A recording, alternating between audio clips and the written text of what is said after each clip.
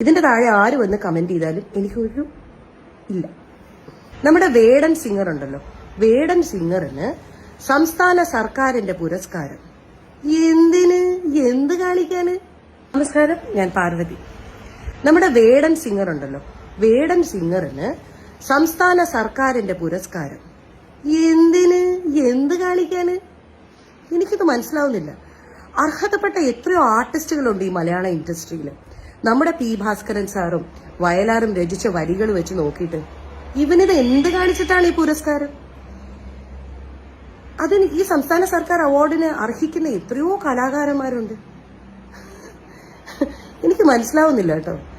ഈ സർക്കാരിന്റെ പുരസ്കാരത്തിനൊക്കെ ഇത്ര ഉള്ളോ വില? ഇത്ര അധപ്പതിച്ചോ? എനിക്ക് പറയണമെന്ന് തോന്നി, ഞാൻ പറഞ്ഞു. ഇനിയിപ്പോ എന്റെ ഈ പോസ്റ്റിന്റെ താഴെ ധാരാളം എന്റെ തന്തയ്ക്ക് വിളിയും കാര്യങ്ങളും എല്ലാം വരും. And I don't mind. ഞാൻ പറയാനുള്ളത് പറഞ്ഞു, എന്റെ അഭിപ്രായം. ഇതിന്റെ താഴെ ആര് വന്ന് കമന്റ് ചെയ്താലും എനിക്കൊരു ഇല്ല.